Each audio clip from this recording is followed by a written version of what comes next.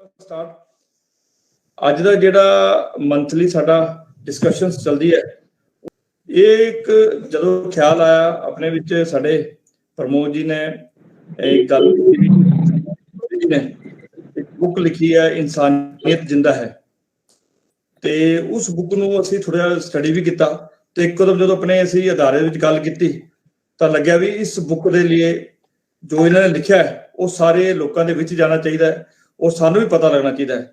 ਤਾਂ ਅਸੀਂ ਇਸ ਕਰਕੇ ਸਾਰਿਆਂ ਨੂੰ ਸੱਦਾ ਦਿੱਤਾ ਹੈ, ਤੁਸੀਂ ਸਾਰੇ ਆਏ ਹੋ, ਬਹੁਤ ਬਹੁਤ ਸ਼ੁਕਰੀਆ। ਅਮਰਦੀਪ ਜੋਲੀ ਜੀ ਦਾ ਮੈਂ ਥੋੜਾ ਪਰਿਚੈ ਕਰਵਾ ਦਵਾਂ।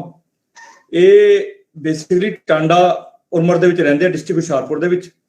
ਆਪਣਾ ਇਹਨਾਂ ਦਾ ਰੀਅਲ ਏਸਟੇਟ ਦਾ ਕੰਮ ਹੈ ਤੇ ਪੰਜਾਬ ਦੇ ਵਿੱਚ ਵਿਰਸਾ ਸੰਭਾਲ ਮੰਚ ਹੈ, ਉਹਦੇ ਜਨਰਲ ਸੈਕਟਰੀ ਦੇ ਨਾਤੇ ਕੰਮ ਦੇਖ ਰਹੇ ਹੈ। ਇਹਨਾਂ ਨੇ 2 ਕਿਤਾਬਾਂ ਲਿਖੀਆਂ ਜਿੱਦਾਂ ਮੈਂ ਦੱਸਿਆ, ਇੱਕ ਤਾਂ ਇਨਸਾਨੀਅਤ ਜਿੰਦਾ ਹੈ ਜਿਹੜੀ ਲੇਟੈਸਟ ਹੈ ਆਈ ਹੈ ਆਪਣੇ ਵਿੱਚ, ਜਿਹੜੀ ਅਸੀਂ ਪੜ੍ਹੀ ਵੀ ਹੈਗੀ, ਮੈਂ ਉਹਨੂੰ ਤੁਹਾਨੂੰ ਕੋਈ ਦਿਖਾ ਵੀ ਦੇਣਾ। ਇਨਸਾਨੀਅਤ ਜਿੰਦਾ ਹੈ ਪੰਜਾਬੀ ਵਰਸ਼ਨ ਹੈ ਔਰ ਥੋੜੀ ਦੇਰ 'ਚ ਹਿੰਦੀ ਵਰਸ਼ਨ ਵੀ ਦਾ ਆਉਣ ਵਾਲਾ ਹੈ, ਤੇ ਸਾਰੇ ਇਹਨੂੰ ਪੜ੍ਹਨ ਵੀ, ਔਰ ਬਹੁਤ ਵਧੀਆ ਬੁੱਕ ਹੈ। ਤੇ ਦੂਜੀ ਇਹਨਾਂ ਨੇ ਲਿਖੀ ਹੈ ਬੁਲਬੁਲ। ਬੁਲਬੁਲ ਪੋਇਮਸ ਦੀ ਹੈ, ਪੋਇਟਿਕ ਹੈ। 2 ਬੁੱਕਸ ਇਹਨਾਂ ਦੀ ਮਾਰਕੀਟ ਵਿੱਚ ਆਈ ਹੈ ਔਰ ਅੱਛੇ ਅੱਛੇ ਲੋਕਾਂ ਨੇ ਇਹਨਾਂ ਦੀ ਜਿਹੜੀ ਹੈਗੀ ਪ੍ਰਸਤਾਵਨਾ ਵੀ ਲਿਖੀ ਹੈ ਕਿਤਾਬ ਦੇ ਵਿੱਚ। ਮੈਂ ਸਿੱਧਾ ਹੀ ਅਮਰਦੀਪ ਜੋਲੀ ਜੀ ਨੂੰ ਕਹਾਂਗਾ ਕਿ 1984 ਦਾ ਜਿਹੜਾ ਜੈਨੋਸਾਈਡ ਹੋਇਆ, ਜਿਹਨੂੰ ਅਸੀਂ ਬੜਾ ਇੱਕ ਸਾਡੇ ਇਤਿਹਾਸ ਦੇ ਵਿੱਚ ਇੱਕ ਬੜਾ ਬਲੈਕ ਡੇ, ਅਸੀਂ ਬਲੈਕ ਟਾਈਮ ਵੀ ਕਹਿੰਦੇ ਆ, ਉਹਦੇ ਉੱਪਰ ਤੁਸੀਂ ਆਪਣੀ ਰਿਸਰਚ ਕੀਤੀ, ਕੁਝ ਅੱਛੇ ਪੋਜ਼ਿਟਿਵ ਲੋਕਾਂ ਨੇ ਵੀ ਉਸ 'ਚ ਕੰਮ ਕੀਤਾ, ਉਹਦੇ ਬਾਰੇ ਸਾਨੂੰ ਜਰਾ ਦੱਸੋ, ਪ੍ਰਕਾਸ਼ ਪਾਓ। ਤੇ ਮੇਰੀ ਸਾਰਿਆਂ ਨੂੰ ਆਪਣੇ ਜਿਹਨੇ ਪਾਰਟਿਸਿਪੈਂਟਸ ਹੈ, ਸਿਰਫ ਸਾਰਿਆਂ ਨੂੰ ਇੱਕ ਵਾਰੀ ਫਿਰ ਤੁਹਾਡਾ ਰਿਕੁਐਸਟ ਹੈ, ਕਿਉਂਕਿ ਵਿਸ਼ੇ ਬੜਾ ਸੈਂਸਿਟਿਵ ਹੈ ਔਰ ਬੜਾ ਸੁਣਨ ਵਾਲਾ ਹੈ, ਤੇ ਆਪਣੇ ਸਪੀਕਰ ਜਿਹੜੇ ਮਾਈਕ ਹੈ ਉਹ ਕਾਈਂਡਲੀ ਥੋੜਾ ਧਿਆਨ ਰੱਖਣ ਤੇ ਤਾਂ ਕਿ ਡਿਸਟਰਬੈਂਸ ਘੱਟ ਤੋਂ ਘੱਟ ਹੋਵੇ। ਇੱਕ ਸਾਰਿਆਂ ਨੂੰ ਮੈਂ ਇੱਕ ਦੱਸਣਾ ਵੀ ਚਾਹੁੰਦਾ ਵੀ ਇਹ ਪੰਜਾਬ ਪਲਸ ਦੇ ਵਿੱਚ ਲਾਈਵ ਵੀ ਹੋ ਰਿਹਾ ਹੈ, ਤੇ ਆਪਾਂ ਇਹਨੂੰ ਇਸ ਤੋਂ ਬਾਅਦ ਲਾਈਵ ਵੀ ਦੇਖ ਸਕਦੇ ਹਾਂ ਤਾਂ ਪੰਜਾਬ ਪਲਸ। ਅਮਰਦੀਪ ਜੋਲੀ ਜੀ, ਤੁਹਾਨੂੰ ਬੇਨਤੀ ਕਰਦੇ ਤੁਸੀਂ ਆਪਣੀ ਗੱਲ ਸਟਾਰਟ ਕਰੋ ਜੀ। ਧੰਨਵਾਦ। ਸਤਿੰਦਰ ਜੀ, ਮੇਰੀ ਆਵਾਜ਼ ਆ ਰਹੀ ਠੀਕ? ਪੂਰੀ ਠੀਕ ਆ ਰਹੀ ਜੀ ਜੀ। ਮੈਂ ਦਾ ਪੰਜਾਬ ਪਲਸ ਦਾ ਬਹੁਤ ਧੰਨਵਾਦੀ ਹਾਂ, ਜਿਨ੍ਹਾਂ ਨੇ ਮੈਨੂੰ ਆਪਣੀ ਪੁਸਤਕ ਇਨਸਾਨੀਅਤ ਜ਼ਿੰਦਾ ਹੈ ਅਤੇ ਜੋ ਜੈਨੋਸਾਈਡ 1984 ਦੇ ਵਿੱਚ ਹੋਇਆ ਉਸ ਦੇ ਉੱਤੇ ਗੱਲਬਾਤ ਕਰਨ ਲਈ ਇੱਥੇ ਤੁਹਾਡੇ ਸਾਹਮਣੇ ਬੁਲਾਇਆ। ਤੋ ਇਹ ਜੋ ਕਿਤਾਬ ਹੈ ਇਨਸਾਨੀਅਤ ਜ਼ਿੰਦਾ ਹੈ, ਇਹ ਸ਼੍ਰੀ ਗੁਰੂ ਤੇਗ ਬਹਾਦਰ ਜੀ, ਹਿੰਦੀ ਚਾਦਰ ਸ਼੍ਰੀ ਗੁਰੂ ਤੇਗ ਬਹਾਦਰ ਜੀ ਦੇ 400ਵੇਂ ਪ੍ਰਕਾਸ਼ ਪੁਰਬ ਨੂੰ ਸਮਰਪਿਤ ਹੈ। ਤੇ ਮੈਂ ਇਹ ਮੰਨਦਾ ਕਿ ਮੈਂ ਇੰਨੇ ਜੋਗਾ ਨਹੀਂ, ਇੰਨਾ ਕਾਬਲ ਨਹੀਂ ਕਿ ਮੈਂ ਇਹ ਲਿਖ ਸਕਾਂ। ਇਹ ਅਕਾਲ ਪੁਰਖ ਦੀ ਪ੍ਰੇਰਣਾ ਸਦਕਾ ਹੀ ਮੈਂ ਇਹ ਲਿਖ ਸਕਿਆ। ਤੇ ਮੈਂ ਮੰਨਦਾ ਕਿ ਮੈਂ ਆਪਣੇ ਆਪ ਨੂੰ ਬੜਾ ਬੜਭਾਗੀ ਸਮਝਦਾ ਕਿ ਇੰਨੇ ਬੁੱਧੀਜੀਵੀਆਂ ਦੇ ਸਾਹਮਣੇ ਮੈਨੂੰ ਬੋਲਣ ਦਾ ਮੌਕਾ ਮਿਲ ਰਿਹਾ। ਤੇ ਹੁਣ ਮੈਂ ਆਪਣੀ ਗੱਲ ਨੂੰ ਅੱਗੇ ਤੋਰਦਾ ਹੋਇਆ ਅਕਾਲ ਪੁਰਖ ਦੇ ਅੱਗੇ ਨਤਮਸਤਕ ਹੁੰਦਾ ਹੋਇਆ ਮੈਂ ਵਾਹਿਗੁਰੂ ਕੋ ਆਪਣੀ ਗੱਲ ਮੈਂ ਠੀਕ ਤਰ੍ਹਾਂ ਰੱਖ ਸਕਾਂ, ਮੈਂ ਆਪਣਾ ਮਾਲਕ ਕੋਲੋਂ ਆਸ਼ੀਰਵਾਦ ਮੰਗਦਾ। ਤੇ ਮੈਂ ਧੰਨਵਾਦੀ ਹਾਂ ਸ਼੍ਰੀ ਦੀਪਕ ਪ੍ਰਕਾਸ਼ ਜੀ ਦਾ, ਜਿਨ੍ਹਾਂ ਨੇ ਚਾਨਣ ਮੁਨਾਰਾ ਬਣ ਕੇ, ਪ੍ਰਕਾਸ਼ ਸਤੰਭ ਬਣ ਕੇ ਮੇਰੀ ਇਸ ਕਿਤਾਬ ਨੂੰ ਲਿਖਣ ਦੇ ਵਿੱਚ ਮਦਦ ਕੀਤੀ। ਤੇ ਜੋ ਗੱਲਾਂ ਇਸ ਕਿਤਾਬ ਨੂੰ ਲਿਖਦੇ ਹੋਏ ਜਿਨ੍ਹਾਂ ਲੋਕਾਂ ਨੂੰ ਮੈਂ ਮਿਲਿਆ, ਜੋ ਗੱਲਾਂ ਮੇਰੇ ਧਿਆਨ ਦੇ ਵਿੱਚ ਆਈਆਂ, ਉਹ ਮੈਂ ਆਪ ਜੀ ਦੇ ਅੱਗੇ ਪ੍ਰਸਤੁਤ ਕਰਨ ਜਾ ਰਿਹਾ।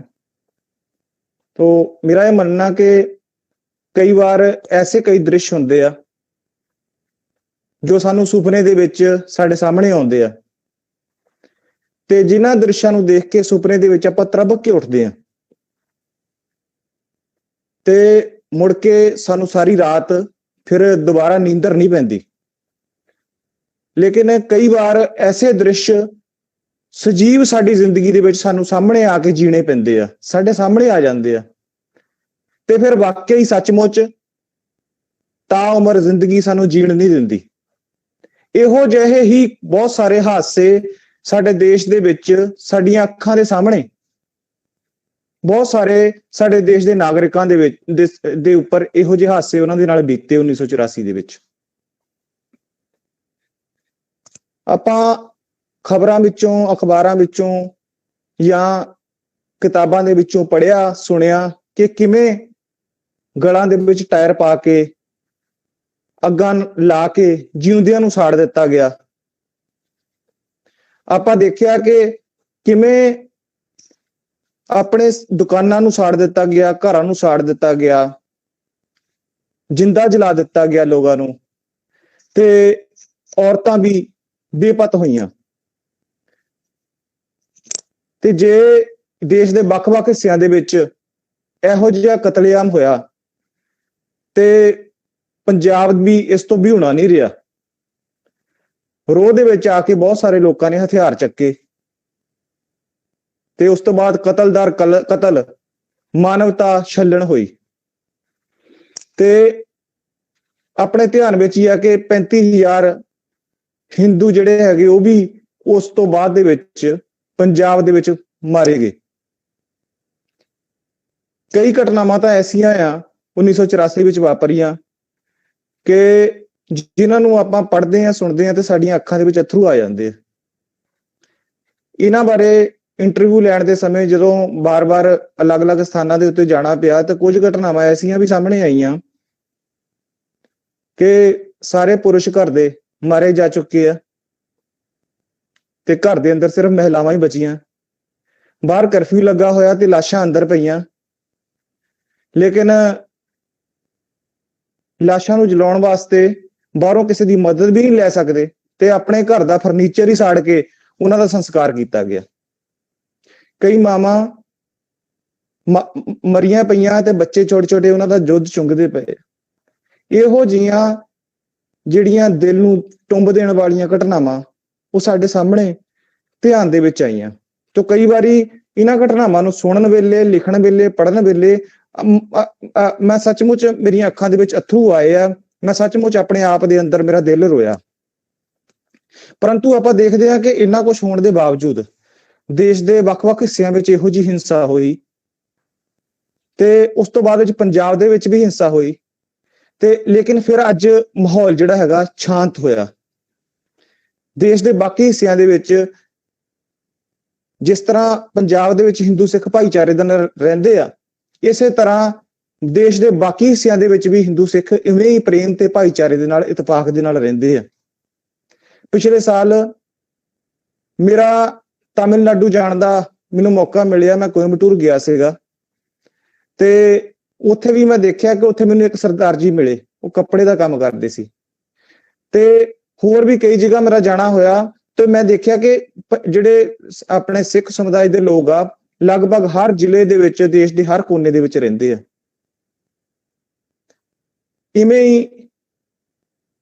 ਇਵੇਂ ਹੀ ਆਪਾਂ, ਕਿਉਂਕਿ ਇੱਕ ਮਿੰਟ, ਦੇਸ਼ ਦੇ ਹਰ ਹਿੱਸੇ ਦੇ ਵਿੱਚ ਰਹਿੰਦੇ ਆ ਤੇ ਇਵੇਂ ਹੀ ਹਿੰਦੂ ਵੀ ਇੱਥੇ ਬੜੇ ਪਿਆਰ ਮੁਹੱਬਤ ਦੇ ਨਾਲ ਰਹਿੰਦੇ ਆ। ਤੇ ਫਿਰ ਆਪਣੇ ਧਿਆਨ ਦੇ ਵਿੱਚ ਆਉਂਦਾ ਆ ਕਿ ਇੰਨਾ ਕੁਝ ਹੋਣ ਦੇ ਬਾਵਜੂਦ ਇਹ ਭਾਈਚਾਰਾ ਜਿਹੜਾ ਹੈਗਾ ਉਹ ਕਾਇਮ ਕਿੱਦਾਂ ਰਿਹਾ। ਕੋਈ ਨਾ ਕੋਈ ਐਸੀ ਤੰਦ ਆ ਜਿਨ੍ਹਾਂ ਨੇ ਇਹਨਾਂ ਸਭ ਨੂੰ, ਸਾਨੂੰ ਸਭ ਨੂੰ ਜੋੜ ਕੇ ਰੱਖਿਆ, ਹਿੰਦੂ ਸਿੱਖ ਏਕਤਾ ਨੂੰ ਬਰਕਰਾਰ ਰੱਖਿਆ। ਅੱਜ ਅਫਗਾਨਿਸਤਾਨ, ਪਾਕਿਸਤਾਨ ਤੇ ਆਪਣੇ ਜੋ ਬੰਗਲਾਦੇਸ਼ ਹੈ, ਉੱਥੇ ਹਿੰਦੂ ਸਿੱਖਾਂ ਦੀ ਸੰਖਿਆ ਕਿਸੇ ਵੇਲੇ ਕਿਤੇ ਜ਼ਿਆਦਾ ਹੁੰਦੀ ਸੀ, ਲੇਕਿਨ ਅੱਜ ਉਹ ਘਟ ਕੇ ਉਹ ਨਗण्य ਰਹਿ ਗਈ ਹੈ। ਅਫਗਾਨਿਸਤਾਨ ਹਿੰਦੂ ਵਿਹੀਨ ਹੋ ਚੁੱਕਾ। ਕਸ਼ਮੀਰ ਦੀ ਘਾਟੀ ਹਿੰਦੂ ਸਿੱਖਾਂ ਤੋਂ 1999 ਦੇ ਵਿੱਚ ਇੱਕ ਹੀ ਰਾਤ ਨੂੰ ਸਭ ਕੁਝ ਖਾਲੀ ਹੋ ਗਿਆ। ਅੱਜ ਕਸ਼ਮੀਰੀ ਪੰਡਤ ਤੇ ਹੋਰ ਦੇਸ਼ ਦੇ ਲੋਕ ਉੱਥੇ ਬਸਣ ਵਾਸਤੇ ਬੇਕਰਾਰ ਆ, ਆਪਣੇ ਘਰਾਂ ਨੂੰ ਮੁੜ ਵਤਨ ਵਾਪਸ ਜਾਣ ਵਾਸਤੇ ਬੇਕਰਾਰ ਆ। ਲੇਕਿਨ ਐਸਾ ਸੰਭਵ ਨਹੀਂ ਹੋ ਪਾਇਆ। ਲੇਕਿਨ ਕੋਈ ਨਾ ਕੋਈ ਐਸੀ ਗੱਲ ਤਾਂ ਹੈ, ਕੋਈ ਰਿਸ਼ਤੇ ਦੀ ਐਸੀ ਤੰਦ ਹੈ ਜਿਸ ਦੇ ਨਾਲ ਹਿੰਦੂ ਤੇ ਸਿੱਖ ਅਲੱਗ-ਅਲੱਗ ਹਿੱਸਿਆਂ ਦੇ ਵਿੱਚ, ਦੇਸ਼ ਦੇ ਅਲੱਗ-ਅਲੱਗ ਹਿੱਸਿਆਂ ਵਿੱਚ ਪਿਆਰ ਮੁਹੱਬਤ ਨਾਲ ਰਹਿੰਦੇ ਆ। ਪੰਜਾਬ 'ਚ ਪਿਆਰ ਮੁਹੱਬਤ ਨਾਲ ਰਹਿੰਦੇ ਆ। ਇਹ ਭਾਈਚਾਰੇ ਦੀ ਇਹੀ ਤੰਦ ਆ, ਇਹ ਉਹੀ ਤੰਦ ਆ ਜਿਸ ਨੇ ਸਭ ਨੂੰ ਜੋੜ ਕੇ ਰੱਖਿਆ ਹੋਇਆ ਆ। ਇਹ ਇਤਿਹਾਸਕ ਸਾਂਝ ਆ, ਇਹ ਸਾਡੀ ਇੱਕੋ ਹੀ ਇਤਿਹਾਸਕ ਸਾਂਝ, ਇੱਕੋ ਹੀ ਸਾਡਾ ਖੂਨ ਆ। ਆਪਾਂ ਜਾਣਦੇ ਹਾਂ ਕਿ ਦੇਸ਼ ਦੇ ਵਿੱਚ ਕਿਸੇ ਟਾਈਮ ਦੇ ਉੱਤੇ ਔਰੰਗਜ਼ੇਬ ਨੇ 49 ਸਾਲ ਤੱਕ ਰਾਜ ਕੀਤਾ। ਅੱਜ 5-10 ਸਾਲ ਕੋਈ ਸਰਕਾਰ ਰਹਿ ਜਾਵੇ ਤੇ ਬੰਦੇ ਨੂੰ ਆਸ ਹੁੰਦੀ ਆ, ਕੋਈ ਸਰਕਾਰ ਉਸਦੇ ਨਾਲ ਬੇਇਨਸਾਫੀ ਕਰੇ ਤੇ ਆਸ ਹੁੰਦੀ ਆ 5-10 ਸਾਲ ਬਾਅਦ ਕੋਈ ਚੰਗੇ ਦਿਨ ਆਉਣਗੇ। ਲੇਕਿਨ ਸਾਡੇ ਦੇਸ਼ ਨੇ ਦੇਖਿਆ ਕਿ 49 ਸਾਲ ਲਗਾਤਾਰ ਇੱਕ ਹੀ ਸਰਕਾਰ, ਔਰੰਗਜ਼ੇਬ ਦੀ ਸਰਕਾਰ ਸਾਡੇ ਦੇਸ਼ ਤੇ ਰਹੀ। ਤੇ ਉਹਦੇ ਬਾਰੇ ਸਾਨੂੰ ਕਹਾਣੀਆਂ ਪ੍ਰਚਲਿਤ ਆ ਕਿ 49 ਜਿਹੜਾ ਔਰੰਗਜ਼ੇਬ ਸੀਗਾ, ਸਵਾ ਮਣ ਜਨੇਊ ਜਿੰਨੀ ਦੇਰ ਤੱਕ ਉਹ ਦੇਖ ਨਹੀਂ ਲੈਂਦਾ ਸੀ ਉਤਾਰ ਦਿੱਤੇ ਗਏ ਆ, ਉਨੀ ਦੇਰ ਤੱਕ ਰੋਟੀ ਨਹੀਂ ਖਾਂਦਾ ਸੀ।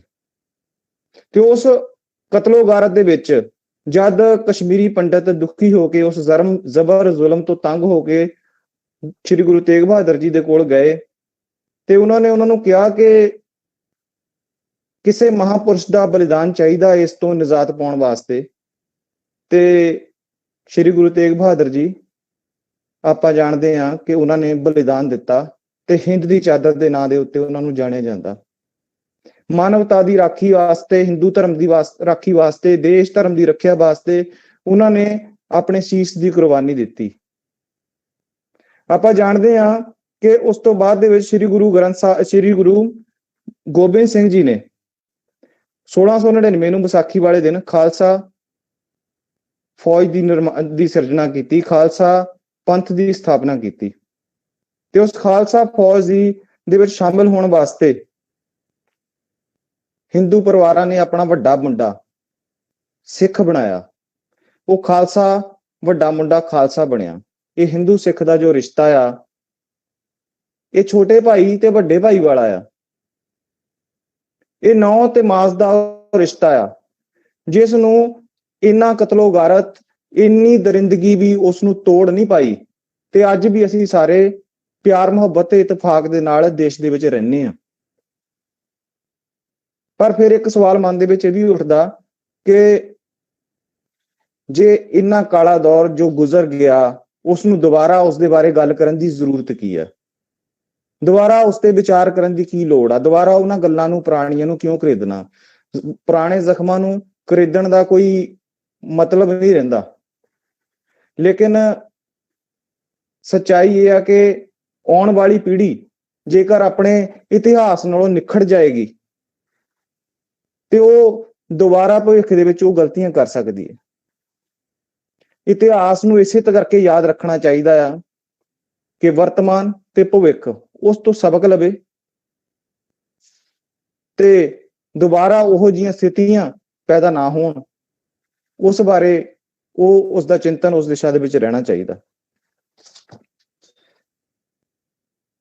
ਸ਼ਾਇਦ ਇਹੀ ਗੱਲ ਸੀ ਕਿ ਜਦੋਂ ਮੈਂ ਇੱਕ 90 ਵਰਿਆਂ ਦੇ ਬਜ਼ੁਰਗ ਜਿਨ੍ਹਾਂ ਦੀ ਕਹਾਣੀ ਇਸ ਕਿਤਾਬ ਵਿੱਚ ਦਰਜ ਆ, ਸਰਦਾਰ ਸਵਰਨ ਸਿੰਘ ਜੀ, ਤੇ ਜਦੋਂ ਮੈਂ ਉਹਨਾਂ ਨੂੰ ਮਿਲਣ ਵਾਸਤੇ ਗਿਆ, ਉਹਨਾਂ ਦੇ ਨਾਲ ਗੱਲਬਾਤ ਕੀਤੀ ਤੇ ਉਹਨਾਂ ਦਾ ਵੀ ਇਹੀ ਸਵਾਲ ਸੀ ਕਿ ਕਾਕਾ ਕਿ ਅੱਜ 34 ਵਰਿਆਂ ਬਾਅਦ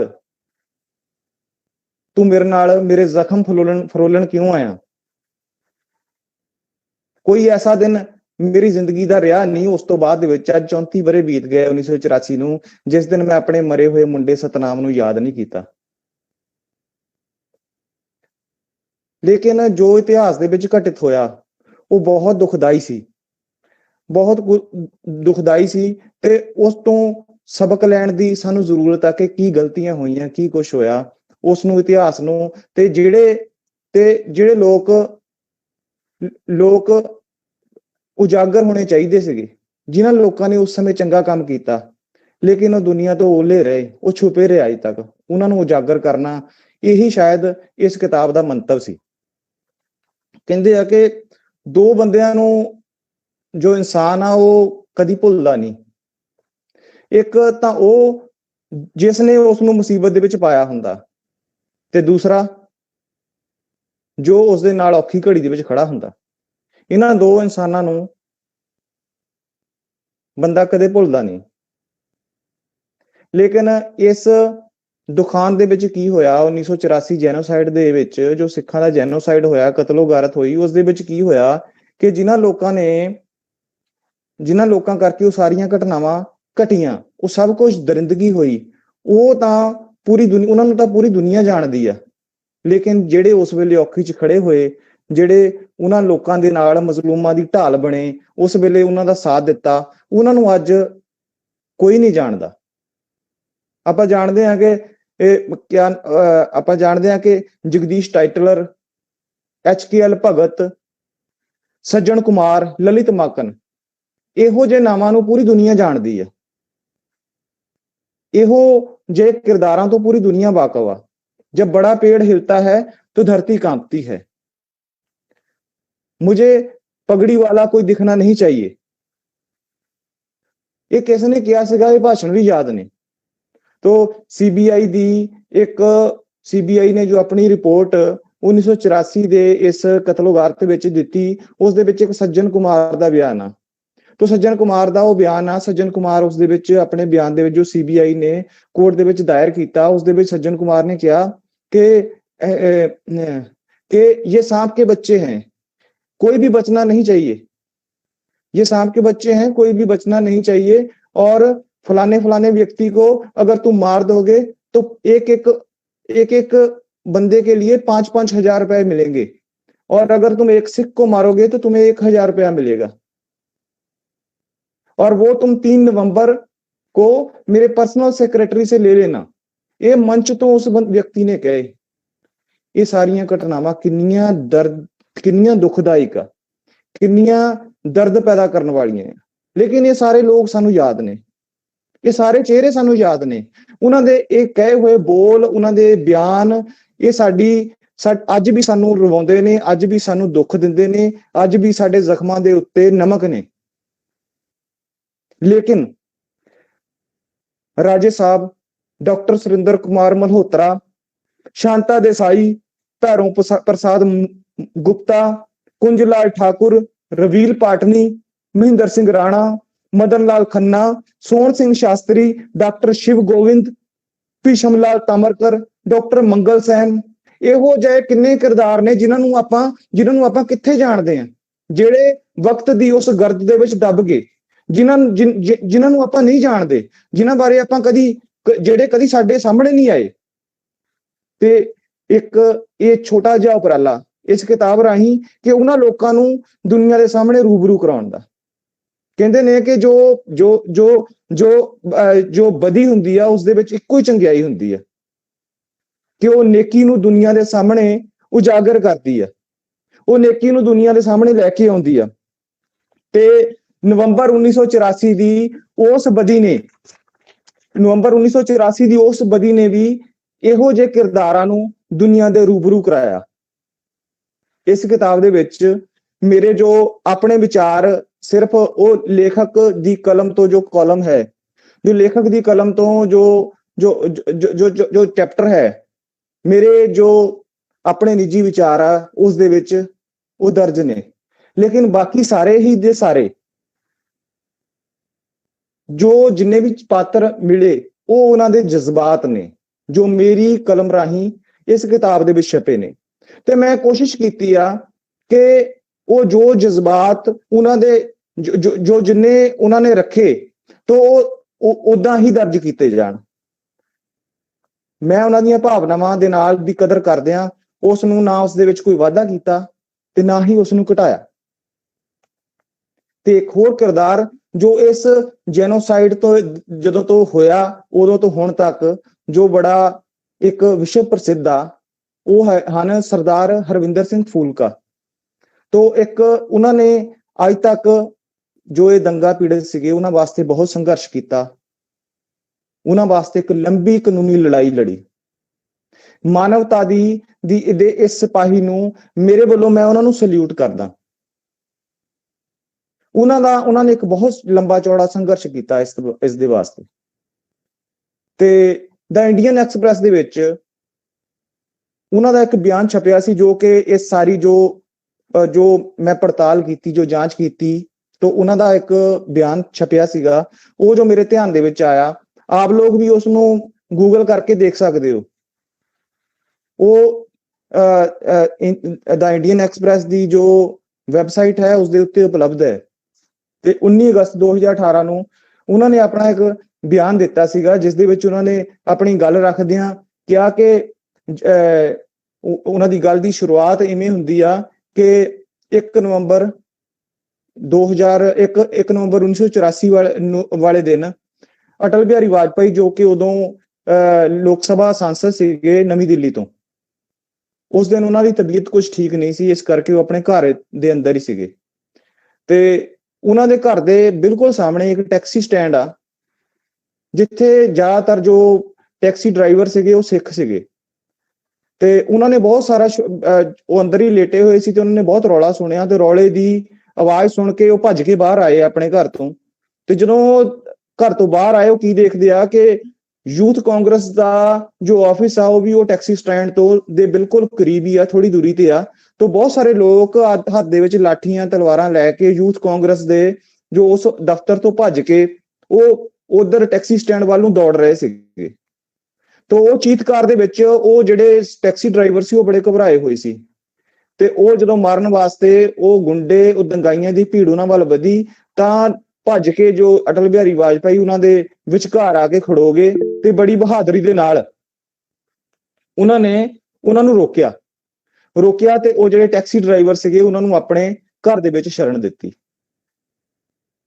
ਤੇ ਉਸ ਤੋਂ ਬਾਅਦ ਦੇ ਵਿੱਚ ਉਹ ਕੀ ਕਹਿੰਦੇ ਨੇ ਆਪਣੇ ਬਿਆਨ ਦੇ ਵਿੱਚ, HS ਫੂਲਕਾ ਜੀ, ਕਿ ਉਸ ਤੋਂ ਬਾਅਦ ਦੇ ਵਿੱਚ ਜਦੋਂ ਪਾਰਲੀਮੈਂਟ ਦਾ ਸੈਸ਼ਨ ਹੋਇਆ ਨਵੰਬਰ 1984 ਦੇ ਵਿੱਚ, ਤੇ ਉਸ ਪਾਰਲੀਮੈਂਟ ਦੇ ਸੈਸ਼ਨ ਦੇ ਵਿੱਚ ਕਾਂਗਰਸ ਪਾਰਟੀ, ਜੋ ਕਿ ਸੱਤਾਧਾਰੀ ਪਾਰਟੀ ਸੀ, ਉਹਨਾਂ ਨੇ ਕਿਹਾ ਕਿ ਜੋ ਦਿੱਲੀ ਦੇ ਵਿੱਚ ਜੈਨੋਸਾਈਡ ਹੋਇਆ, ਸਿੱਖ 600 ਲੋਕ ਮਾਰੇ ਗਏ।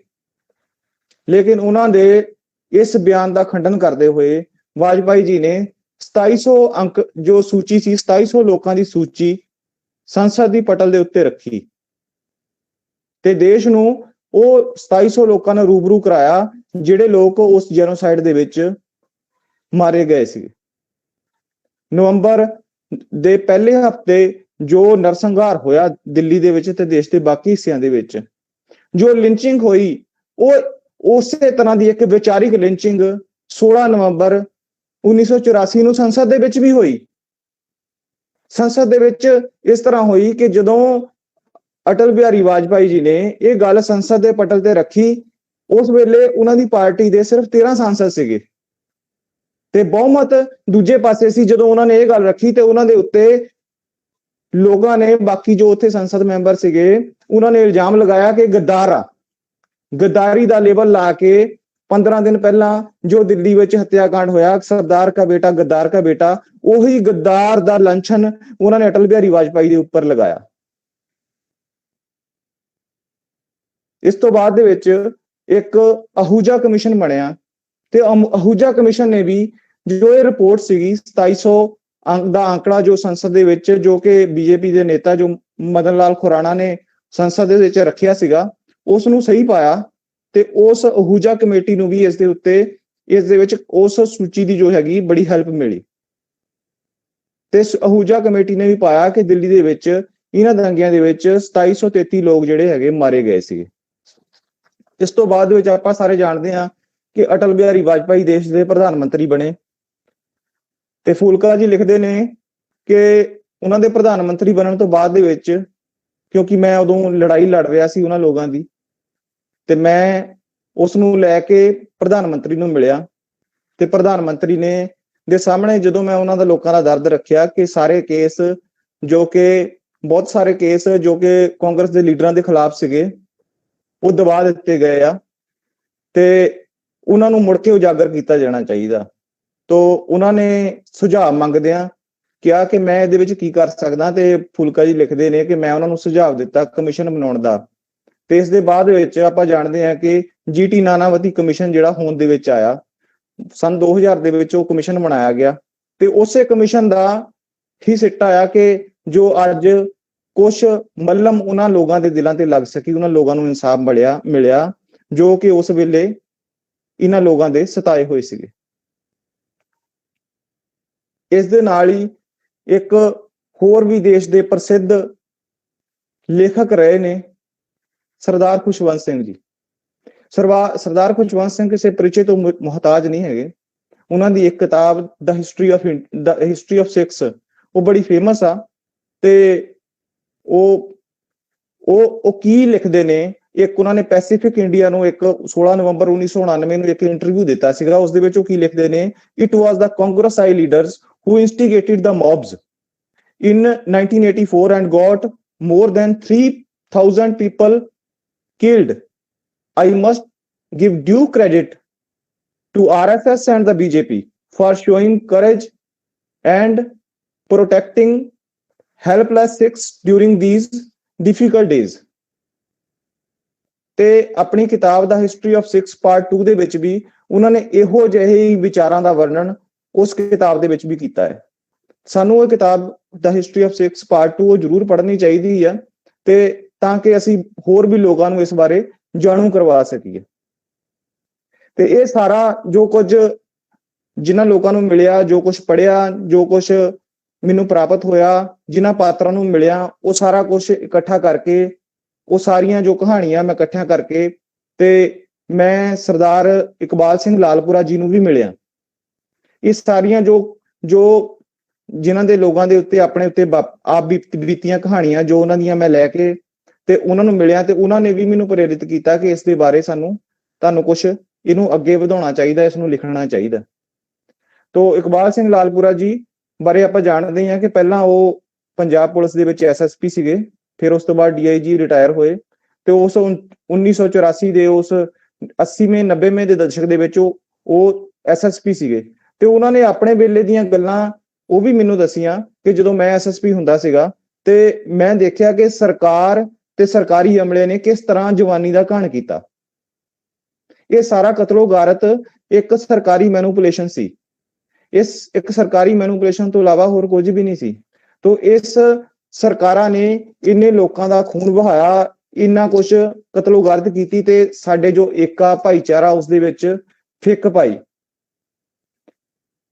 ਤੇ ਇਸ ਦੇ ਨਾਲ ਹੀ ਇੱਕ ਸਮਾਜਿਕ ਕਾਰਜਕਰਤਾ ਸਰਦਾਰ ਸੇਵਾ ਸਿੰਘ ਚਾਵਲਾ ਜੀ, ਉਹਨਾਂ ਨੇ ਵੀ ਇਸ ਕਿਤਾਬ ਦੇ ਬਾਰੇ ਵਿੱਚ ਆਪਣੀ ਰਾਏ ਰੱਖੀ। ਕਿਤਾਬ ਦੇ ਵਿੱਚ ਉਹਨਾਂ ਨੇ ਵੀ ਆਪਣੇ 2 ਸ਼ਬਦ ਐਡ ਕੀਤੇ ਆ। ਉਹਨਾਂ ਨੇ ਵੀ ਆਖਿਆ ਕਿ 1948 ਦੇ ਵਿੱਚ ਮਹਾਤਮਾ ਗਾਂਧੀ ਦੀ ਹੱਤਿਆ ਹੋਈ ਤੇ ਨਥੂਰਾਮ ਗੋਡਸੇ ਤੇ ਉਹਨਾਂ ਦੇ ਸਾਥੀਆਂ ਨੇ ਜਦੋਂ ਹੱਤਿਆ ਕੀਤੀ, ਤੇ ਉਸ ਵੇਲੇ ਦੇ ਪ੍ਰਧਾਨ ਮੰਤਰੀ ਜਵਾਹਰ ਲਾਲ ਨਹਿਰੂ ਉਹਨਾਂ ਨੇ ਰੇਡੀਓ ਤੋਂ ਭਾਸ਼ਣ ਦਿੰਦੇ ਹੋਏ ਕਿਹਾ, ਜਦ ਕਿ ਉਦੋਂ ਤੱਕ ਇਨਵੈਸਟੀਗੇਸ਼ਨ ਵੀ ਪੂਰੀ ਨਹੀਂ ਹੋਈ ਸੀ, ਇਹ ਵੀ ਨਹੀਂ ਪਤਾ ਸੀਗਾ ਕਿ ਇਸ ਦੇ ਪਿੱਛੇ ਕੌਣ ਆ, ਕੀ ਆ, ਕੁਛ ਨਹੀਂ ਪਤਾ ਸੀਗਾ। ਇਸ ਦੇ ਬਾਵਜੂਦ ਤੁਰੰਤ ਉਹਨਾਂ ਨੇ ਰਿਐਕਟ ਕਰਦੇ ਹੋਏ ਦੂਰਦਰਸ਼ਨ ਆਪਣੇ ਰੇਡੀਓ ਤੋਂ ਭਾਸ਼ਣ ਦਿੱਤੇ ਕਿ ਇਸ ਦੇ ਪਿੱਛੇ ਜੋ ਮਹਾਤਮਾ ਗਾਂਧੀ ਦੀ ਹੱਤਿਆ ਆ ਇਹ RSS ਨੇ ਕਰਵਾਈ ਹੈ। ਤੋ ਉਹਨਾਂ ਦੇ ਇਸ ਬਿਆਨ ਦੇ ਨਾਲ ਮਾਹੌਲ ਇੰਨਾ ਖਰਾਬ ਹੋਇਆ ਕਿ ਮਹਾਰਾਸ਼ਟਰ ਦੇ ਵਿੱਚ ਲੱਭ ਕੇ ਸੰਘ ਦੇ ਕਾਰਜਕਰਤਾਵਾਂ ਨੂੰ ਮਾਰਿਆ ਜਾਣ ਲੱਗਾ। ਸੰਘ ਦਾ ਸ਼ਿਕਾਰ ਨਾਮ ਦੇ ਉੱਤੇ ਇੱਕ ਮੁਹਿੰਮ ਵਿੱਢੀ ਗਈ। ਸੰਘ ਦੇ ਕਾਰਜਕਰਤਾਵਾਂ ਨੂੰ ਚੁਣ ਕੇ ਮਾਰਿਆ ਜਾਣ ਲੱਗਾ। ਉਹਨਾਂ ਦੇ ਵਪਾਰਿਕ ਸੰਸਥਾਨਾਂ ਨੂੰ ਅੱਗਾਂ ਲਾਈਆਂ ਗਈਆਂ, ਉਹਨਾਂ ਦੇ ਘਰਾਂ ਨੂੰ ਲੁੱਟ ਲਿਆ ਗਿਆ। ਨਥੂਰਾਮ ਗੋਡਸੇ ਜੋ ਕਿ ਮਹਾਰਾਸ਼ਟਰੀਏ ਬ੍ਰਾਹਮਣ ਸੀਗੇ, ਤੇ ਇਸ ਕਰਕੇ ਮਹਾਰਾਸ਼ਟਰ ਦੇ ਜੋ ਮਹਾਰਾਸ਼ਟਰੀਅਨ ਬ੍ਰਾਹਮਣ ਸੀਗੇ ਉਹਨਾਂ ਦੇ ਖਿਲਾਫ ਵੀ ਇਹੋ ਜਿਹੇ ਵਰਤਾਰੇ ਕੀਤੇ ਗਏ। ਤੇ ਉਹ ਦੱਸਦੇ ਨੇ ਕਿ ਜੋ ਕੁਝ 1948 ਦੇ ਵਿੱਚ ਉਹਨਾਂ ਨੇ ਕੀਤਾ ਉਦੋਂ, ਉਹੀ ਕੁਝ 1984 ਦੇ ਵਿੱਚ ਦੁਬਾਰਾ ਸਿੱਖਾਂ ਦੇ ਨਾਲ ਕੀਤਾ। ਉਹ ਖੁਦ ਵੀ 1975 ਦੇ ਵਿੱਚ ਜਿਹੜੀ ਕਾਂਗਰਸ ਦੁਆਰਾ ਲਗਾਈ ਗਈ ਐਮਰਜੈਂਸੀ ਸੀਗੀ ਉਸ ਦੇ ਭੋਗੀ ਰਹੇ ਨੇ। ਉਸ ਦੇ ਵਿੱਚ ਉਹਨਾਂ ਦੇ ਆਪਣੇ ਪਰਿਵਾਰ ਨੂੰ ਵੀ ਤਸ਼ੱਦਦ ਝੱਲਣਾ ਪਿਆ, ਆਪ ਵੀ ਉਹਨਾਂ ਨੇ ਜੇਲ੍ਹ ਕੱਟੀ। ਤੇ ਇਹ ਸਾਰੇ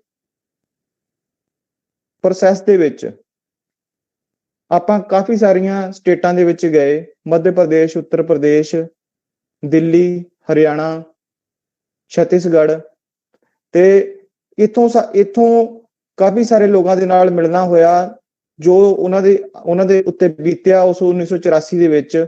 ਉਹ ਸਾਰਾ ਕੁਝ ਸਾਨੂੰ ਸੁਣਨ ਨੂੰ ਮਿਲਿਆ। ਇਸ ਦੇ ਨਾਲ ਹੀ ਇੱਕ ਹੋਰ ਵੀ ਚੀਜ਼ ਸਾਹਮਣੇ ਆਈ ਕਿ ਜਿੱਥੇ ਕਿਤੇ ਜੇ ਸਿੱਖਾਂ ਦੇ ਨਾਲ ਐਸਾ ਹੋਇਆ ਤੇ ਬਹੁਤ ਸਾਰੇ ਕੁਝ ਹਿੰਦੂ ਪਰਿਵਾਰ ਸੀਗੇ ਉਹਨਾਂ ਦੇ ਨਾਲ, ਜਿਹੜੇ ਕਿ ਪੰਜਾਬੀ ਹਿੰਦੂ ਸੀਗੇ, ਉਹਨਾਂ ਦੇ ਨਾਲ ਵੀ ਇਦਾਂ ਦੀਆਂ ਘਟਨਾਵਾਂ ਹੋਈਆਂ। ਉਹ ਪੰਜਾਬੀ ਹਿੰਦੂ ਜਿਹੜੇ ਕਿ ਗੁਰਦੁਆਰੇ ਜਾਂਦੇ ਸੀਗੇ, ਗੁਰੂ ਘਰ ਉਹਨਾਂ ਦਾ ਜਾਣਾ ਆਉਣਾ ਹੁੰਦਾ ਸੀਗਾ, ਤੇ ਉਹਨਾਂ ਨੂੰ ਵੀ ਟਾਰਗੇਟ ਕੀਤਾ ਗਿਆ। ਜਦੋਂ ਮੈਂ ਛੱਤੀਸਗੜ੍ਹ ਗਿਆ ਸੀਗਾ ਤੇ ਰਾਏਪੁਰ ਦੇ ਵਿੱਚ ਆਪਾਂ ਗਏ, ਤੇ ਰਾਏਪੁਰ ਦੇ ਵਿੱਚ ਮੈਂ ਉਹ ਦੁਕਾਨਾਂ ਦੇਖੀਆਂ। ਕਹਿੰਦੇ ਨੇ ਕਿ 1 ਨਵੰਬਰ ਦੀ ਰਾਤ ਨੂੰ ਰਾਏਪੁਰ ਸਿਰਫ ਇਕੱਲੇ ਸ਼ਹਿਰ ਰਾਏਪੁਰ ਦੇ ਵਿੱਚ 157 ਦੁਕਾਨਾਂ ਸਿੱਖਾਂ ਦੀਆਂ ਤੇ ਪੰਜਾਬੀ ਹਿੰਦੂਆਂ ਦੀਆਂ ਲੁੱਟ ਲਈਆਂ ਗਈਆਂ। ਇੱਕ ਉੱਥੇ ਬੜੀ ਫੇਮਸ ਦੁਕਾਨ ਆ Punjab boot house, Punjab boot house, ਤੇ ਉਹਨਾਂ ਦੇ ਪੰਜਾਬ ਬੂਟ ਹਾਊਸ ਦੇ ਨੇੜੇ ਹੀ ਇੱਕ ਦੁਕਾਨ ਹੋਰ ਹੈਗੀ ਆ, ਉਹ ਦੱਤਾਸ ਦੀ ਦੁਕਾਨ ਆ, ਪੰਜਾਬੀ ਪੰਡਤ ਨੇ, ਉਹਨਾਂ ਦੀ ਦੁਕਾਨ ਆ, ਉਹਨਾਂ ਦੀ ਦੁਕਾਨ ਵੀ ਉਸ ਰਾਤ ਲੁੱਟ ਲਈ ਗਈ। ਤੇ ਅਗਲੇ ਦਿਨ ਰਾਏਪੁਰ ਦੀ ਜੋ ਨਵ ਭਾਰਤ ਟਾਈਮਜ਼ ਆ, ਉਸ ਦੇ ਵਿੱਚ ਉਹਦੀ ਫਰੰਟ ਲਾਈਨ ਦੇ ਉੱਤੇ ਉਹਦੀ ਹੈਡਲਾਈਨ ਸੀ, ਪੰਜਾਬ ਕਾ ਬੂਟ, ਦੱਤਾ ਕਾ ਸੂਟ, ਲੂਟ ਸਕੇ ਤੋਂ ਲੂਟ, ਪ੍ਰਸ਼ਾਸਨ ਕੀ ਛੂਟ। ਇਹੋ ਜਿਹੀਆਂ ਘਟਨਾਵਾਂ ਜਿਹੜੀਆਂ ਹੈਗੀਆਂ ਉਹ ਸਾਡੇ ਸਾਹਮਣੇ ਆਈਆਂ। ਇਵੇਂ ਹੀ ਇੱਕ ਤਿਲਕ ਰਾਜ ਚਾਵਲਾ ਜੀ, ਉਹ ਕੁੱਲੂ ਦੇ ਰਹਿਣ ਵਾਲੇ ਨੇ, ਉਹ ਪਾਕਿਸਤਾਨ ਤੋਂ, ਉਹਨਾਂ ਦਾ ਪਰਿਵਾਰ 1947 ਦੇ ਵਿੱਚ ਕੁੱਲੂ ਦੇ ਵਿੱਚ ਇੱਕ ਦੁਸ਼ਹਿਰਾ ਲੱਗਦਾ, ਜਿਹੜਾ ਕਿ ਏਸ਼ੀਆ ਦਾ, ਭਾਰਤ ਦਾ ਸਭ ਤੋਂ ਵੱਡਾ ਜਿਹੜਾ ਦੁਸ਼ਹਿਰਾ ਉੱਥੇ ਕੁੱਲੂ ਦੇ ਵਿੱਚ ਮਨਾਇਆ ਜਾਂਦਾ। ਤੇ ਜਦੋਂ ਸਾਡੇ ਦੇਸ਼ ਦੀ ਵੰਡ ਨਹੀਂ ਹੋਈ ਸੀਗੀ ਤਾਂ ਉਦੋਂ ਬਹੁਤ ਸਾਰੇ ਵਪਾਰੀ ਪੰਜਾਬ ਤੋਂ, ਪਾਕਿਸਤਾਨੀ ਪੰਜਾਬ ਤੋਂ ਕੁੱਲੂ ਦੇ ਦੁਸ਼ਹਿਰਾ ਵਿਖੇ ਆਪਣਾ ਮਾਲ ਵੇਚਣ ਵਾਸਤੇ ਜਾਇਆ ਕਰਦੇ ਸੀ। ਤੇ ਇਵੇਂ ਹੀ ਤਿਲਕ ਰਾਜ ਚਾਵਲਾ ਜੀ ਦਾ ਪਰਿਵਾਰ ਵੀ ਉੱਥੇ ਜਾਇਆ ਕਰਦਾ ਸੀ। 47 ਦੀ ਵੰਡ ਨੇ ਐਸੀ ਮਾਰ ਮਾਰੀ ਕਿ ਉੱਥੋਂ ਉੱਜੜ ਕੇ ਇੱਥੇ ਆ ਕੇ ਬਸਣਾ ਪਿਆ ਕੁੱਲੂ, ਤੋਂ ਕੁੱਲੂ ਦੇ ਵਿੱਚ ਵਸ ਗਏ। ਜਦੋਂ ਕੁੱਲੂ ਦੇ ਵਿੱਚ ਉਹ ਵਸ ਗਏ ਤੇ 1984 ਦੇ ਵਿੱਚ, ਕਿਉਂਕਿ ਉਹਨਾਂ ਦਾ ਪਰਿਵਾਰ ਗੁਰਦੁਆਰੇ ਜਾਂਦਾ ਸੀ, ਆਪ ਗੁਰਦੁਆਰੇ ਨੂੰ, ਗੁਰੂ ਘਰ ਨੂੰ ਮੰਨਣ ਵਾਲੇ ਸੀਗੇ, ਉਹਨਾਂ ਤੇ ਖੁਦ ਤੇ ਵੀ ਹਮਲਾ ਹੋਇਆ, ਪੱਥਰਾਂ ਦੇ ਨਾਲ ਉਹਨਾਂ ਤੇ ਅਟੈਕ ਹੋਇਆ, ਉਦੋਂ ਬਚ ਗਏ। ਉਸ ਤੋਂ ਬਾਅਦ ਦੇ ਵਿੱਚ ਉਹਨਾਂ ਦੀ ਦੁਕਾਨ ਨੂੰ ਵੀ ਲੁੱਟਿਆ ਗਿਆ। ਉਹ ਦੁਕਾਨ ਦਾ ਕੁਝ ਸਮਾਨ ਉਹਨਾਂ ਦੇ ਸਾਥੀਆਂ ਨੇ ਬਚਾ ਲਿਆ। ਸਾਨੂੰ ਉਸ ਦੀ ਕਹਾਣੀ ਇਹਦੇ ਵਿੱਚ ਕਿਤਾਬ 'ਚ ਦਰਜ ਹੈ, ਸਾਨੂੰ ਪੜ੍ਹਨੀ ਚਾਹੀਦੀ ਹੈ। ਤੇ ਉਹ ਉਹਨਾਂ ਨੂੰ ਬਚਾ ਲਿਆ, ਕੁਝ ਸਮਾਨ ਬਚਾ ਲਿਆ, ਕੁਝ ਸਮਾਨ ਜਿਹੜਾ ਭੀੜ ਲੁੱਟ ਕੇ ਲੈ ਗਈ। 1987 ਦੇ ਵਿੱਚ ਪੰਜਾਬ ਹਰਿਆਣਾ ਬਾਰਡਰ ਦੇ ਉੱਤੇ ਇੱਕ ਕਤਲੇਆਮ ਹੋਇਆ ਸੀ। 74 ਹਿੰਦੂਆਂ ਨੂੰ ਬੱਸ ਦੇ ਵਿੱਚੋਂ ਉਤਾਰ ਕੇ ਅੱਤਵਾਦੀਆਂ ਨੇ ਮਾਰਤਾ ਸੀ। ਜਦੋਂ ਇਹ ਘਟਨਾ ਵਾਪਰੀ ਤਾਂ ਉਦੋਂ ਵੀ ਮਾਹੌਲ ਜਿਹੜਾ ਹੈਗਾ ਖਰਾਬ ਹੋਇਆ। ਤੇ ਤਿਲਕ ਰਾਜ ਜੀ ਦੱਸਦੇ ਨੇ, ਉਦੋਂ ਵੀ ਮੇਰੇ ਪਰਿਵਾਰ ਨੂੰ ਕਿਸੇ ਸਾਥੀ ਦੇ ਨਾਲ, ਜਿਨ੍ਹਾਂ ਨੇ ਸਾਡੀ ਉਦੋਂ ਹੈਲਪ ਕੀਤੀ, ਜੋ ਕਿ ਉਹ RSS ਦੇ ਕਾਰਜਕਰਤਾ ਸੀਗੇ, ਉਹਨਾਂ ਦੇ ਘਰ ਜਾ ਕੇ ਠਾਰ ਮਿਲੀ। ਉਹਨਾਂ ਦੀਆਂ ਮਾਵਾਂ ਭੈਣਾਂ ਨੂੰ ਉੱਥੇ ਹੀ ਉਹਨਾਂ ਨੇ ਰੱਖਿਆ, ਉੱਥੇ ਹੀ ਉਹਨਾਂ ਦੀ ਜੋ ਸੇਫਟੀ ਉਹ ਸੰਭਵ ਹੋ ਪਾਈ। ਤੇ ਇਸੇ ਤਰ੍ਹਾਂ ਦੀਆਂ ਘਟਨਾਵਾਂ ਹੋਰ ਵੀ ਕਈ ਹੈਗੀਆਂ। ਤੇ ਇਹਨਾਂ ਵਿੱਚੋਂ ਬਹੁਤ ਸਾਰੇ ਲੋਕ ਐਸੇ ਵੀ ਸੀਗੇ ਜਿਹੜੇ ਕਿ 1947 ਦੇ ਵਿੱਚ ਵੰਡ ਦੇ ਭੋਗੀ ਸੀਗੇ, ਤੇ ਦੁਬਾਰਾ ਉਹਨਾਂ ਨੂੰ ਫਿਰ ਮੁੜ ਕੇ ਆ ਕੇ ਉਹੋ ਜਿਹੇ ਹਾਲਾਤ ਉਹਨਾਂ ਦੇ ਸਾਹਮਣੇ ਆਏ 1984 ਦੇ ਵਿੱਚ। ਲੇਕਿਨ ਇਹ ਇੱਕ ਭਾਈਚਾਰਕ ਏਕਾ ਸੀ, ਭਾਈਚਾਰਕ ਸਾਂਝ ਸੀ, ਇੱਕ ਪਿਆਰ ਸੀ, ਇੱਕ ਮੁਹੱਬਤ ਸੀ ਕਿ ਉਹ ਦੁਬਾਰਾ ਉਹਨਾਂ ਨੂੰ ਦੇਸ਼ ਛੱਡ ਕੇ, ਜਿਵੇਂ ਵੰਡ ਵੇਲੇ ਉਹਨਾਂ ਨੂੰ ਆਪਣਾ ਜਗ੍ਹਾ ਛੱਡ ਕੇ, ਆਪਣਾ ਘਰ ਛੱਡ ਕੇ ਹੋਰ ਕਿਤੇ ਬਸਣਾ ਪਿਆ, ਏਦਾਂ ਹੀ ਉਹਨਾਂ ਨੂੰ ਛੱਡ ਕੇ ਪੰਜਾਬ ਨਹੀਂ ਆਉਣਾ ਪਿਆ। ਉੱਥੇ ਕੁਝ ਇਹੋ ਜਿਹੇ ਲੋਕ ਸੀਗੇ, ਇਹੋ ਜਿਹੀਆਂ ਆਤਮਾਵਾਂ, ਇਹੋ ਜਿਹੇ ਭਾਈਚਾਰੇ ਵਾਲੇ ਲੋਕ ਸੀਗੇ, ਜਿਨ੍ਹਾਂ ਨੇ ਉਹਨਾਂ ਨੂੰ ਸਾਂਭ ਕੇ ਰੱਖਿਆ, ਉਹਨਾਂ ਨੂੰ ਸਾਂਭੀ ਰੱਖਿਆ। ਤੇ ਇਵੇਂ ਹੀ ਪੰਜਾਬ ਦੇ ਵਿੱਚ ਵੀ ਇਦੋਂ ਦੀਆਂ ਘਟਨਾਵਾਂ ਵਾਪਰੀਆਂ ਕਿ ਬਹੁਤ ਸਾਰੇ ਜੋ ਹਿੰਦੂ ਸਮਾਜ ਦੇ ਲੋਕ ਸੀਗੇ, ਹਿੰਦੂਆਂ ਨੂੰ ਵੀ ਉਦੋਂ, ਜਦੋਂ ਇੱਥੇ ਅੱਤਵਾਦ ਦਾ ਦੌਰ ਸੀਗਾ, ਤੇ ਉਦੋਂ ਉਹਨਾਂ ਨੂੰ ਵੀ ਉਹਨਾਂ ਦੀ ਰਾਖੀ ਕੀਤੀ ਹੈ। ਸਾਡਾ ਪਰਿਵਾਰ ਖੁਦ ਇਸ ਚੀਜ਼ ਦਾ ਭੋਗੀ ਰਿਹਾ ਹੈ। ਸਾਡੇ ਪਰਿਵਾਰ ਦੀ ਹਿਫਾਜ਼ਤ ਕਰਨ ਵਾਲੇ ਸਿੱਖ ਸਮਾਜ ਦੇ ਲੋਕ ਹੀ ਸੀਗੇ, ਜਿਨ੍ਹਾਂ ਨੇ ਸਾਨੂੰ ਉਸ ਵੇਲੇ ਸਾਡੀ ਮਦਦ ਕੀਤੀ, ਸਾਡਾ ਸਾਥ ਦਿੱਤਾ। ਇਸੇ ਤਰ੍ਹਾਂ ਇਹ ਭਾਈਚਾਰੇ ਦੀ ਸਾਂਝ ਜਿਹੜੀ ਹੈਗੀ ਆ, ਉਹ ਬਰਕਰਾਰ ਰਹੀ ਪੂਰੇ ਦੇਸ਼ ਦੇ ਵਿੱਚ। ਤੇ ਇਹ ਜੋ ਮੈਂ ਕਿਤਾਬ ਲਿਖੀ ਆ, ਉਹ ਮੈਂ ਮੰਨਦਾ ਕਿ ਇਹ ਪੂਰੀ ਨਹੀਂ ਆ, ਇਹ ਇੱਕ ਅਧੂਰੀ ਆ। ਇਸ ਤਰ੍ਹਾਂ ਦੀਆਂ ਬਹੁਤ ਸਾਰੀਆਂ ਹੋਰ ਕਹਾਣੀਆਂ ਹੋਣਗੀਆਂ, ਬਹੁਤ ਸਾਰੀਆਂ, ਪੂਰੇ ਦੇਸ਼ ਦੇ ਵਿੱਚ ਬਹੁਤ ਸਾਰੇ ਐਸੇ ਵਰਤਾਂਤ ਹੋਣਗੇ ਜਿਨ੍ਹਾਂ ਨੂੰ ਨਾਲ ਜੋੜਨ ਦੀ ਜ਼ਰੂਰਤ ਆ। ਤੇ ਮੈਂ ਮੰਨਦਾ ਕਿ ਮੇਰੇ ਵਰਗੇ ਹੋਰ ਵੀ ਬਹੁਤ ਸਾਰੇ ਲੇਖਕ ਹੋਣਗੇ ਜੋ ਮੇਰੇ ਤੋਂ ਵਧੀਆ ਲਿਖਣਾ ਜਾਣਦੇ ਆ, ਕਿਉਂਕਿ ਮੈਂ ਤਾਂ ਇੱਕ ਪ੍ਰੋਫੈਸ਼ਨਲ ਲੇਖਕ ਨਹੀਂ ਹੈਗਾ, ਮੈਂ ਤਾਂ ਇੱਕ ਸ਼ੌਂਕ ਦੇ ਤੌਰ ਦੇ ਉੱਤੇ ਲਿਖਦਾ। ਤੇ ਇਹ ਅਕਾਲ ਪੁਰਖ ਦੀ ਪ੍ਰੇਰਣਾ ਸੀ ਕਿ ਇਹ ਚੀਜ਼ਾਂ ਮੇਰੇ ਸਾਹਮਣੇ ਆਈਆਂ ਤੇ ਮੈਂ ਉਸ ਨੂੰ ਕਲਮਬੰਦ ਕੀਤਾ। ਤੇ ਲੇਕਿਨ ਬਹੁਤ ਸਾਰੇ ਲੇਖਕ ਐਸੇ ਵੀ ਹੋਣਗੇ ਜਿਹੜੇ ਉਹਨਾਂ ਦੀ ਆਵਾਜ਼, ਉਹਨਾਂ ਲੋਕਾਂ ਦੀ ਆਵਾਜ਼ ਨੂੰ ਵਧੀਆ ਤਰੀਕੇ ਨਾਲ ਰੱਖ ਸਕਦੇ ਆ, ਵਧੀਆ ਤਰੀਕੇ ਦੇ ਨਾਲ ਲਿਖ ਸਕਦੇ ਆ। ਤਾਂ ਐਸੇ ਲੋਕਾਂ ਨੂੰ ਐਸਾ ਪ੍ਰਯਾਸ ਕਰਨਾ ਚਾਹੀਦਾ ਕਿ ਭਾਈਚਾਰੇ ਦੀ ਇਸ ਤੰਦ ਨੂੰ ਉਹ ਹੋਰ ਮਜ਼ਬੂਤ ਕਰ ਸਕਣ, ਇਹੋ ਜਿਹੀਆਂ ਚੀਜ਼ਾਂ ਨੂੰ ਹੋਰ ਉਹ ਲੋਕਾਂ ਦੇ ਅੱਗੇ ਲਿਆ ਕੇ ਰੱਖ ਸਕਣ। ਇਹਨਾਂ ਸ਼ਬਦਾਂ ਦੇ ਨਾਲ ਹੀ ਮੈਂ ਆਪਣੀ ਗੱਲ ਨੂੰ ਸਮਾਪਤ ਕਰਦਾ। ਧੰਨਵਾਦ। ਅਮਰਦੀਪ ਜੀ, ਬਹੁਤ ਬਹੁਤ ਤੁਹਾਡਾ ਸ਼ੁਕਰੀਆ।